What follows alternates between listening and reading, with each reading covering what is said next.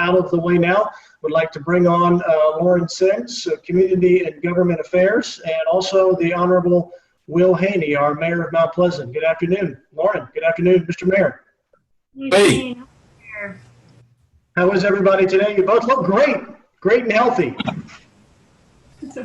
Thank you. Doing well.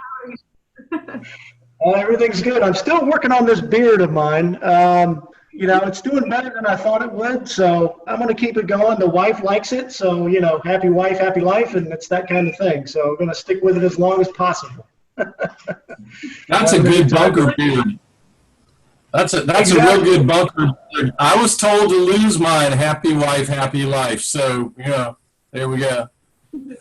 Well, like in hockey, they have the playoff beard. This is my pandemic beard. I'm going to see how long I can keep it going. So, but again, it is great to see both of you. I know we have a number of folks that are on the call here today. So again, we appreciate folks that are on the call for Monday with the Mayor. Again, we do this each and every Monday at 3:30.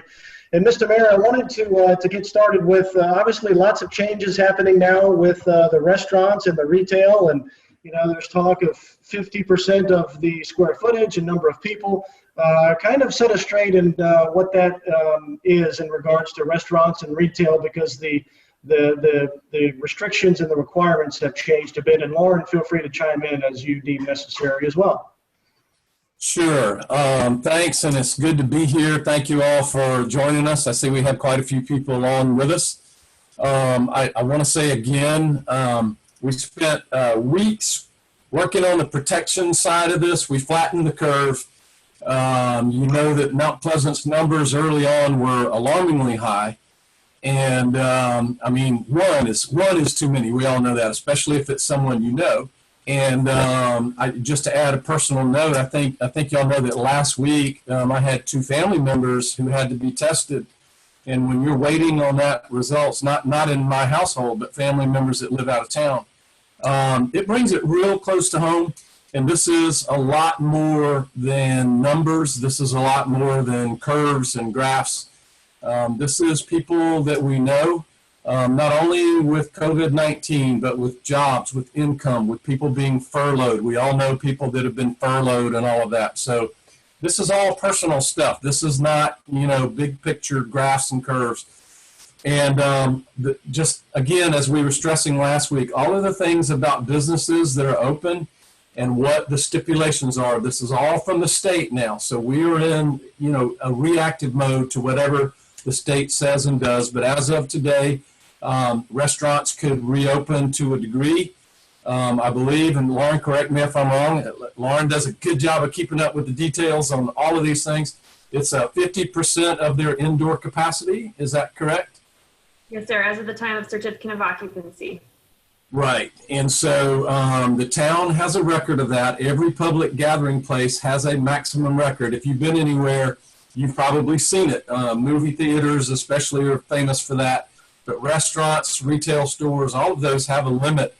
And in a cooperative way, not an enforcement way, not an or else way, we have our fire marshals available. If you have any question about if you're in retail or restaurant, if you have any question about what your legal occupancy rate is, call the town. We are more than happy to look it up and say, so, the math is easy, 50% of that. I mean, all my education was received in the state of South Carolina, and I can do that. So we're there to help, and we want everybody to be able to comply on that. We're hearing through the grapevine that the more close businesses will probably be phased in within a week or so. That's not official. That's, government hearsay. So if you are a spa, a barbershop, a salon, you may want to be, you probably already done this, but may want to be thinking what you need in terms of product, personnel, all of those things, because that is coming next. Exactly when, Lauren, I don't know if you have any more information than we had this morning, but we think that is going to be announced at some point this week. So we want all of our businesses to know what the rules are, and we want them to be prepared to thrive. And I, for one, am really looking forward to getting a haircut, even though my wife's done a pretty good job. My barber says I get a discount for lack of volume. but I pay the same thing because he puts a finder's fee in there as well. So Shane, you'll be dealing with that as you get older. Oh, trust me, Mr. Mayor, if anybody that knows me, I need a haircut bad. I do the 2-guard, I'm actually feathering my hair back, which that hasn't happened in a very long time, and letting this thing go too. So, that I certainly, most of us are in desperate need of a haircut. And I actually had this conversation with my dad yesterday, and it kind of goes into something that I wanted to talk about later, is that, I need a haircut. I want to get a haircut, but I'm not sure if it's the right time to go and get a haircut because right. There's still some worry there about picking up the virus from someone that's cutting my hair that have seen dozens of people throughout the course of the day. So it's just one of those things that when the time's right, you go and get it done. And maybe That's not right. right now. That's right. And that's what, and Lauren works in this every day. And as I said last week, I know I sound like a broken record, but more of my time is spent now on the Reignited initiative. We had them brief council at the meeting last Tuesday or Wednesday, whenever it was, I forget now, but the last council meeting. And so this is a regional thing. I don't know if you want us to get to that yet or not, but I'll hit on the theme, is that it doesn't do any good to be open for business if safety and assurance to customers and staff is not part of your brand. And that's what we're trying to do for the Low Country. That's what we're trying to do in the town of Mount Pleasant. People need to have confidence that, at least for the short-term future, this new normal involves certain forms of safety, certain forms of social distancing, so that your customers can come in and do business with you with confidence. Well, I also too wanted to add, going back to the restaurants for just a moment. I know council took action and is allowing the restaurants to extend into parking lots. Is that correct? Tell us about that. I know we may have some restaurateurs on the call today, but obviously all of us go to restaurants, and we need to know what the details of that are.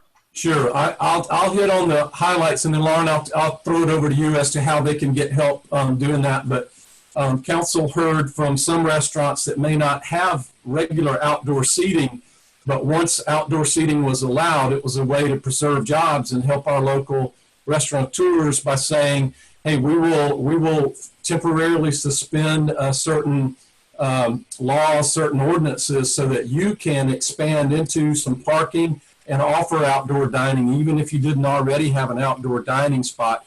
There are some rules and limitations, especially if you serve alcohol. There has to be a point, and we're all used to it, no alcohol past this point. We've all seen that just about everywhere we go. That is, by the way, that's a rule. That's not a challenge, to see who can get alcohol past that point. Let's all help each other and stick to the rules and do this to help our merchants. And the same thing applies to retailers. It's not just restaurants. We have a process for doing that, so I'll throw it over to Lauren, and you can talk about that a little bit. Yes, thank you, Mayor. So Town Council did approve this temporary ordinance that allows for expanded outdoor operations. And so like Mayor stated, it doesn't just apply to restaurants. It also applies to other retail and other retail businesses, folks who can sell their merchandise or conduct their business, out on the sidewalk in front of their business, something of that nature. We want to make sure that opportunity was available to them. And so to that point, though, we need to make sure that as businesses are expanding their outdoor operations, they aren't also stepping on other ordinances or other provisions that they still need to meet. Things like parking requirements, hugely important, ADA accessibility. Want to make sure that the property is still accessible. So things like that. So what we've constructed is a map. It's a very simple online registration process. The form is on our website. It takes 2 seconds to fill out. And we ask folks just to tell us, what your business is, what's the address, and then how are you expanding your outdoor operations. And then there's a link to upload a picture of it. And when we say picture, we're not looking for professional drawing that to the imagination. You can sketch it on a napkin, snap a photo of it with your cell phone, and upload it. It's just so we have some sort of concept as a staff of, okay, when they say they're going to be operating and say their gravel lot, this is the portion that they mean. So I saw one business today on Coleman that used a portion of their parking lot. They have a kind of dual separated parking lot. And they use one portion for a tent and put some tables and chairs under the tent. So just sketching that out and sending it to us, and we know exactly what they're talking about. So once the business fills out that registration, They'll get a notification that says, thanks so much for submitting it. Planning staff is looking it over. Go ahead and start operating. If we have any concerns, we'll follow up with you afterwards. So they're given go ahead immediately. There is no wait time to begin their outdoor operations. And then the benefit of it is we actually take that information once planning staff reviews it. Then we publish it to the existing business map that we've talked about for the past several weeks. And so the public can use it to find out if there's outdoor dining or outdoor retail, in addition to searching for other businesses and how they're continuing to operate. So we're seeing a lot of traffic to that map from the public. So I just can continue to encourage businesses to submit their information, help us to promote them. That's excellent information for our members that are on this call today. And if if you're a member of the chamber and you're on this call today, and if you need more information on that map, feel free to reach out to us as well. We are working hand in hand with the town to get out this information. So if you are a restaurateur, or if you want more information on how to be able to safely visit a restaurant, you can connect to me or Rebecca or anybody else on the board, or also over the great folks over at the town as well. So thanks again, Lauren, for that information. Mr. Mayor, I wanted to go back to you and talk a little bit about Reignite. There's so much talk about the economy kind of getting back up and going. Give us your perspective on how the town is doing, and then also talk a little bit more about Reignite. Sure. Reignite made a big media appearance starting late last week. I don't know if you've seen it. A lot of times if you go online to local media outlets, you'll see that there's strategically placed advertising right there. And it says Reignite, and it's got the Reignite logo. It's a small R-E and a line, and then capital letters that say Ignite. And this, again, as I talked about last week, this is done through the One Region program, which is part of Charleston Regional Development Alliance. The Alliance is the group that, for the most part, has brought 50,000 jobs to the Lowcountry over the last decade. And everybody remembers when the Navy base closed back in the 90s, unless you're Lauren, who is too young to remember that. She's so young. And probably you too, Shane.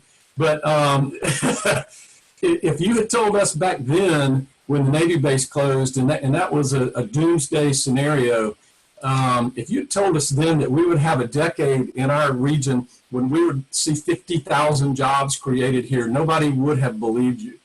And so the mayors of Somerville, Goose Creek, North Charleston, and Mount Pleasant are all on the board at CRDA. We rotate being on the executive committee. But they involved all of us in Reignite. And Reignite, again, is a medically driven way to bring best practices for hygiene and safety in a COVID-19 reality to the workplace, so that we can do two things. We can get our businesses open and get them open when it's right, which as you can see right now, a lot of that is right. And then keep it right, because we want our region to have a brand that is known for safety. Now, I'll say again, it doesn't do you any good to be open if nobody feels safe coming to your business. So real quickly, let me give you this, because here I've downloaded these. I'm an old-fashioned guy. I print them out. These are the COVID-19 reopening guidelines, and they are by industry. Food service, office, everything you can think of. It has signage, training, food safety focus, restaurant and dining rooms. That's a whole page. Employee safety, because sometimes we forget to mention when we talk about all this, we're worried about getting customers in the door. You want to keep your workers safe too. That's your team. You don't want them coming to work and contracting this, and then A, they're gone, and B, they're part of your team, they're part of your family, so their well-being is paramount as well. Social distancing and PPE, which we all know is personal protective equipment, and then testing, isolating, and contact tracing. All of this is available free if you will go to, this sounds like a paid commercial, if you will go right now to oneregionreignite.org. That's one region, pretty obvious, then RE, and then ignite.org. And you can download all this for free. You can follow, I highlighted some of the things, like employees should wear a mask whenever interacting with customers to make the customers and them, feel safe. Establish how compliance will be monitored and corrected if deficient. And I'm reading some of these highlights. It gives a lot of things about how to test for symptoms, how to take temperatures of your staff when they come in and out. Use technology solutions where possible to reduce person-to-person interaction. Shane, we were talking earlier, in case, I don't know if it shows or not, but Shane does a good job of show prep. This is like a production. He calls me and says, here's what we're going to talk about. Have your stuff together. And sometimes it works. And we try to make it work. But we were talking earlier, what I'm seeing and what the town is doing too, is doing some staggering of your workforce. That way, everybody is not exposed at all the same time. And what we're talking about is there are some who can work from home 2 or 3 days a week, and some need to be in the office, like to run a reception area or something. If you can stagger those, then worst case scenario, either a customer, a client, or a staff member is a spreader of the virus, then you got some people who weren't there to be exposed. And this is not just to be considerate or not just to be cautious. This is to keep your workforce viable. So all of these things have, moral implications, personal implications, and business strategy implications. So there's just strategies for doing all that type thing about who and when should wear gloves, about not sharing cups in the workplace. A lot of this is basic hygiene, but a lot of this is industry specific, and it's under COVID-19 reopening guidelines. The driving force behind all these recommendations was our own Medical University of South Carolina, who has been very, very helpful in all of this. We learned something today too in our staff teleconference that the FDA has now approved a simple COVID-19 test that can be administered by your doctor at your primary care doctor, and you can have the results. I think, Lauren, they said in minutes, right? I mean, you don't have to wait a day or two. I don't recall the return time, sir. I apologize. It was very quick. So this whole game is changing in how quickly we can get results. You see how much more quickly people are being tested and getting results. And then the serology, which is to see if you have been exposed and have the antibodies, that is ramping up as well. The theme for all of this is monitor and respond, monitor and respond. So that will kick in, and we want our region, Mount Pleasant and the whole Trident area, to be known to be safe because we care about safety and we put safety first. Oh, absolutely. And I have a number of connections that are doing the COVID-19 antibody tests. So if you're on this call right now, if you'd like more information, I can connect you to those medical facilities. Just shoot Rebecca an email and we'll be sure to send out those medical facilities that are doing that, because the antibodies test, my understanding is it's not as challenging as the COVID-19 test, where they go up your nose and take a right turn and do all the things that they do with that, which is, as President Trump said, go up and take a right turn. It's a challenging test to take. So thankfully the technology is starting to move along where it's a little bit of a better process when it comes to testing and also for accuracy. Well, Mr. Mayor, and also for you, Lauren, I mean, you both, you talk to residents and consumers on a regular basis. I'm sure you get a lot of emails and phone calls from folks that live and work and play in Mount Pleasant. What is your overall consensus of how people are holding up through this? I mean, we're talking, week 8, week 9, the stores some of the stores are getting crowded. I see more and more people out. There's more and more traffic. I said to my wife last week, I think most people are just over this, and they want to get out. They want to be smart about what they're doing, but they're just ready to start to inch back to normal life. What are you hearing? What are you two hearing from the town? Lauren? Shannon, I think you hit the nail on the head there. Folks are ready to get out. A couple weeks ago, the phone calls and the emails, you could tell the tone and the comment, folks were ready to go. And so I think having the phased reopenings and access to the beaches in particular has been something that folks are very excited about. And then I think, the restaurants opening back up in a phased approach was welcome news for many. I know, especially for Mother's Day, there were several folks that I know that went out and enjoyed outdoor dining on Mother's Day, myself included, and it was great. I felt very safe. Every precaution was being taken. And it was wonderful. It was a great experience, and it was such a treat to be able to get out and have somebody else cook and all that stuff. So, but folks are being smart about it, and I know that we've received several calls from citizens, and they are wanting to make sure that businesses are taking every precaution. They want to know that folks are going to be wearing masks when they come in the business. Some even reaching so far as to say, hey, can we get an ordinance requiring the businesses require masks? I don't think that was something that we were, the mayor, and town council were necessarily in favor of, but people are looking for that assurance when they are coming out shopping. They want to be out, they want to support the business community, but they want to know that their safety is going to be been taken into consideration. Every assurance has been taken. Mayor? I totally agree. And I would ask people like today, I was driving down Coleman Boulevard at lunchtime, and some of the famous food establishments had, and they were distanced and everything, but the restaurant was full. I don't mean over 50%, but I mean everything where people could be seated, they were seated. But Shane, I'll touch on something now. I know we're approaching our half-hour point, but one of the things that you see and hear, and I'm seeing and hearing this in emails that are coming to us through official channels, is there's some kind of cabin fever, pent-up anger or something. It's like people want to be mad at somebody. And so if you're out in a restaurant or something, and people have to pass shoulder to shoulder to maybe get to a restroom or something like that, I don't mean to lecture or whatever, but we just need to be very considerate and realize everybody's pent up. A lot of people are worried. I mean, think about it. If you were well off and you had a big 401k, it's not where it was 8 weeks ago. Or if you have an hourly job, you may just be getting back to the workforce. So everybody on every end of the spectrum has had some anxiety over this. I have gotten some of the saddest emails I think I've gotten in my 5 years as a public official, just people mad at their neighbors, mad that they heard some people grilling out down the street.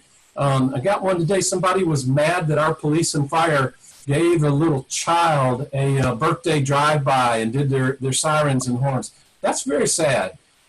So as people go back out, and we're back in restaurants and bars first, and I won't address the beach because we don't have any beaches in Mount Pleasant. But just try to remember that everybody's a little, on edge. And let's remember that we were Mount Pleasant. We're different from other places. I did read that an ice cream shop in Ohio opened up, and people were so ugly to each other and to their staff that the owner said, this is not worth it, and they closed again. And so I'm not lecturing people. I mean, we've all been through it, and we've all been to sort of this place where we're really done with this and we're over with this. But let's just be civil, stand in line, respect people's distance, keep the social distancing up. Most people, I hope would wear a mask. If you saw me out today, I had my mask on. The only time it's not on is when everybody's social distance and there's nobody's going to get my air or anything like that. But we just need to keep that in mind. And all the stuff, all of these reopening guidelines and all the executive orders from the governor can't change our hearts and minds about let's be considerate and let's be the friendliest place in America, the Charleston, Mount Pleasant region. Well, on a good point, we've saved a lot of money in gas, and we're not stuck in traffic as much. I can tell you I've spent a tenth of what I normally spend in gas, and it kind of gets me to think about cultural change. I mean, some of this working from home, could this be our new normal where we lose handshakes and maybe we work from home 2 days a week? The traffic won't be as bad. You're not spending as much in gas. You're being as efficient as you are, as you can be at home. But it's interesting how, this invisible virus and this situation that hasn't occurred since 1918 has completely just tossed our world on its head. And we are the most technologically savvy, the richest, greatest nation on the face of the earth. And something that you can't see has brought us to an absolute standstill. But I say that because out of it, good things have occurred. Yes, there's been a number of bad things, but I try to look at the positives of most things, and there are things you can point to that say, yes, this has been a challenge and that has been a challenge. However, and I said it to you earlier, Mr. Mayor, I've got my health, my wife has her health, my kids, my parents, and that's really the most important thing right now. You have your health, everything else will fall in line eventually, and try to look at the positives and get through this the best way possible for what it's worth. I totally agree.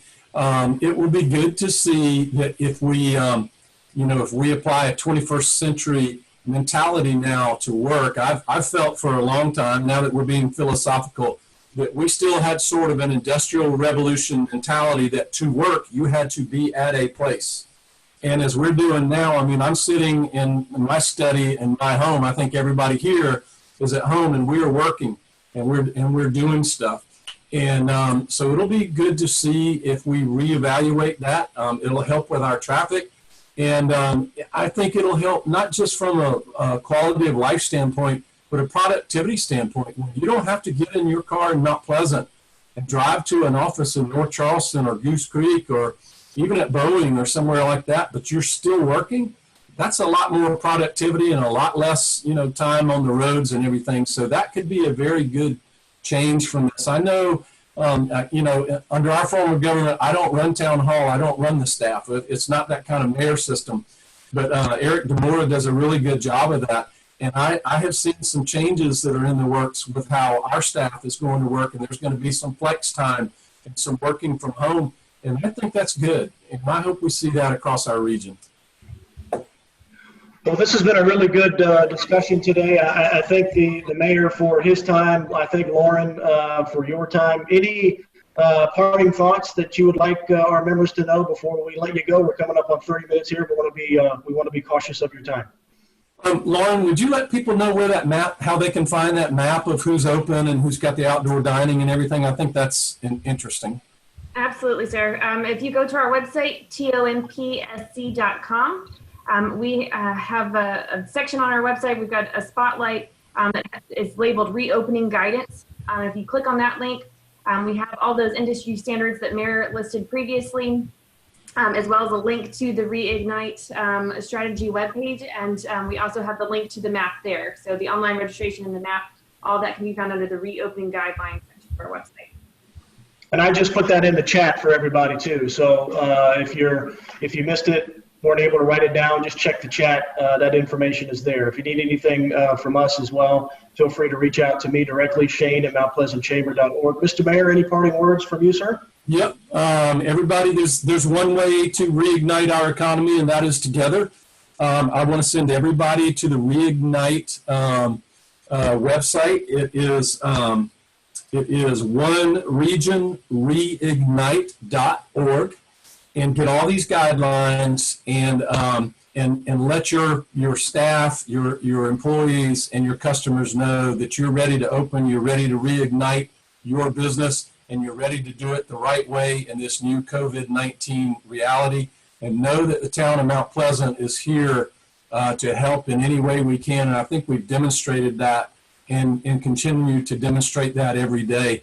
On a good news thing, we did hear today at the teleconference that a couple of really big new business licenses were purchased in Mount Pleasant. So for our fiscal year, which ends in in about 6 weeks, we have met our projected business license revenue goal. So business is alive and well in the town of Mount Pleasant. Lauren does a great job. We're doing everything we can. And if you have some suggestions, I think the map was great for who's open and doing what. Let us know, and we'll incorporate those. And Shane, I want to thank you, and Rebecca, thank you for hosting us. And let's do it again. Absolutely, Mr. Mayor. That is fantastic news about the business licenses. I mean, that is fantastic news, and it shows that Mount Pleasant is open for business and ready to rock and roll for sure. So thanks to you, Mr. Mayor. Thanks to you, Lauren. I'm going to toss it back to Rebecca. She's got a couple of reminders for folks that are still on. Rebecca, it's all yours. Thank you so much. Thanks for all the great information again, Mayor and Lauren. Greatly appreciate your time. And the main questions that actually came from our members for today was about the One Region Reignite. So thank you for covering that. And I put on the chat box how to get to that website. I went on it while you were talking, and it is a great website, oneregionreignite.org. Tomorrow at 10 a.m., we have a webinar on using data analytics, not one of my strong suits. So I'm really looking forward to this. It's called Using Data Science Informed Media and Marketing to Grow Your Business. It's going to be by Digital Ignite. They're a chamber member at 10 o'clock in the morning. And we also have at 3:30 the Sales Pivot with John Carroll.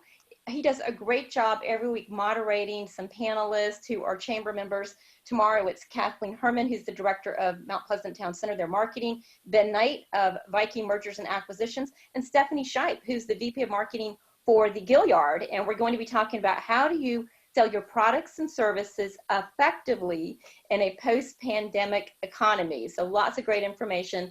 And this Wednesday at 4:30, please join us for our first ever Zoom happy hour. We're going to be making an old fashioned with Butcher and the Boar. They are going to give us a virtual tour of their restaurant. We're going to be working with the bartender. So the recipe for the drink is on our website, and we'll be sending out an email reminder for that too. So I'm really looking forward to that. It's going to be my very first Zoom happy hour. It'll be a lot of fun. That's great. That's going to be awesome. Well, Rebecca, thank you for wrapping it up. Again, Lauren, thank you for your time. Mr. Mayor, thanks for your time. We're back here next Monday at 3:30 for Monday with the Mayor. Until then, everybody be safe and stay healthy. See you later. Bye. Bye.